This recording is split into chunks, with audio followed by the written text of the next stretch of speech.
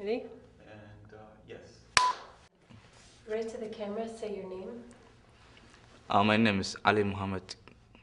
Just that, right into the camera. My name is David Salvati. My name is Arona Kenny.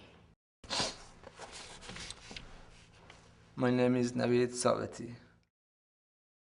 Homesick is a big thing, and like I miss home. What do you miss about it?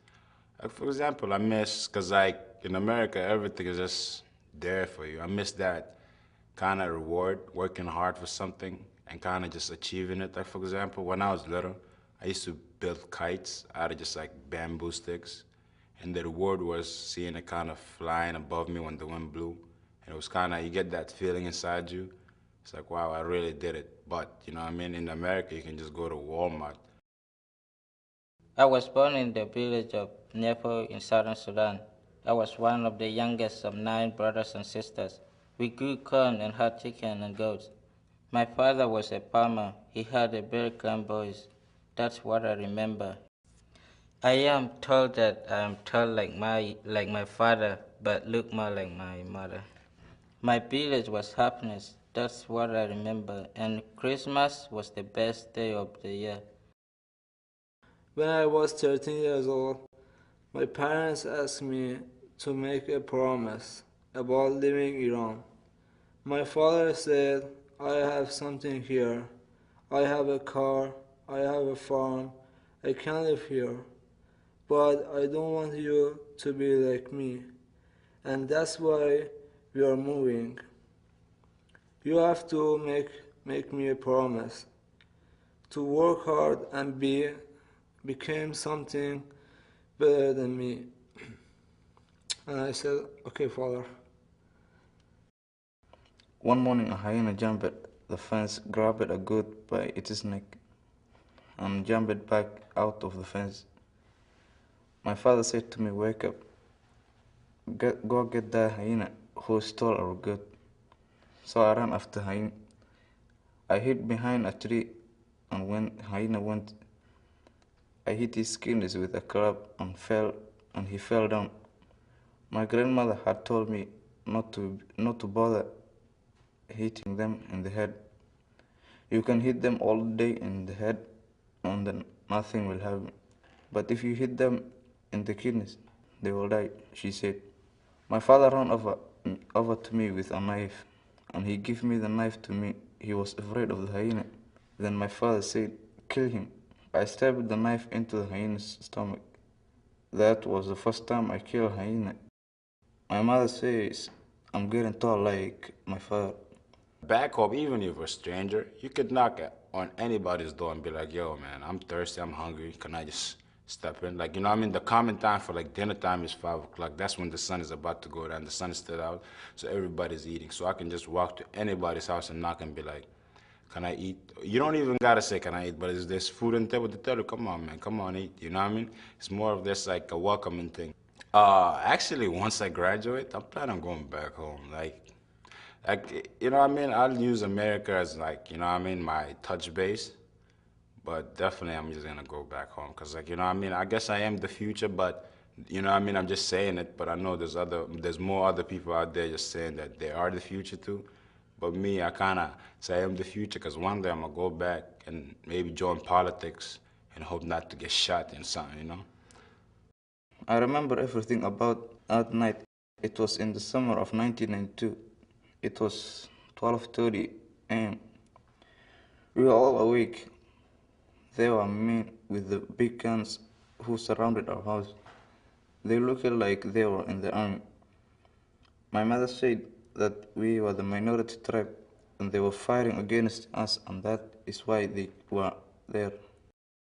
One of them had a job of arm. There was no hand below his elbow.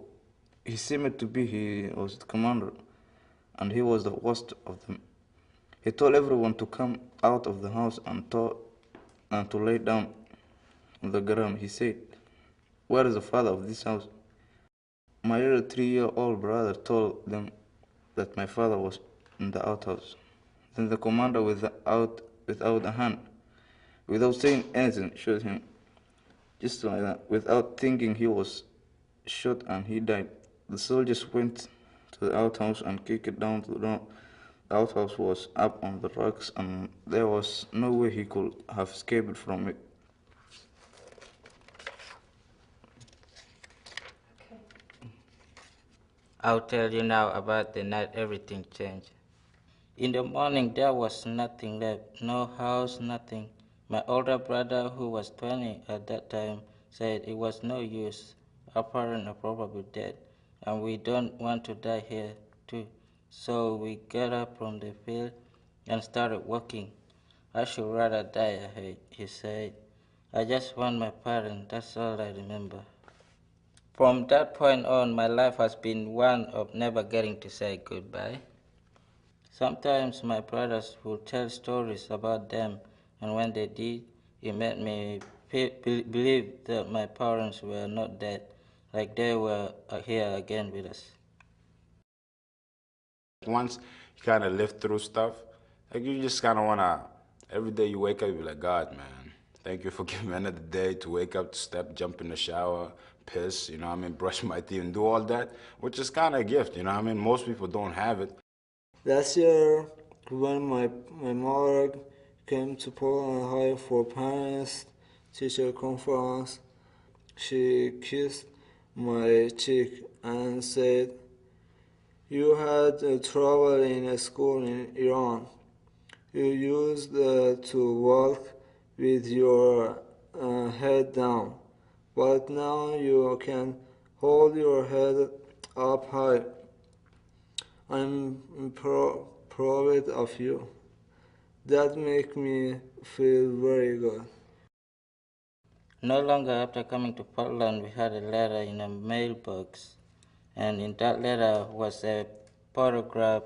I don't know how to say this, but it was of my mother and father.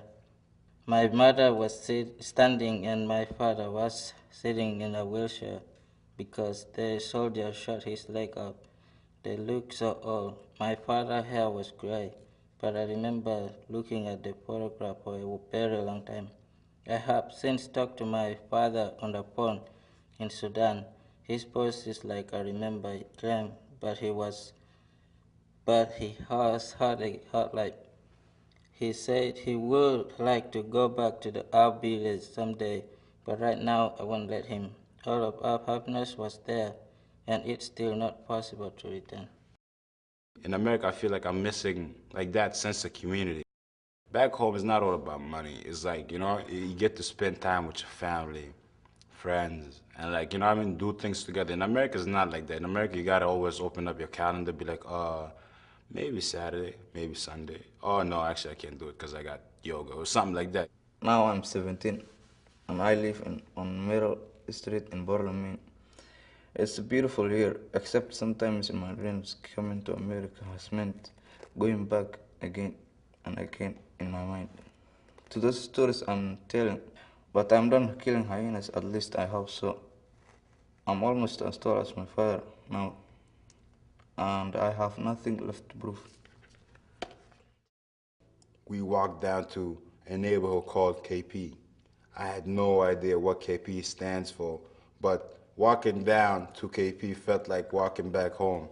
Down the street, there were people who were speaking Arabic, Zande, and many other African languages. I had the biggest smile, and I felt like crying because I was just like home, just in a different environment. Now, I'm supposed to be grateful for being here, for being alive.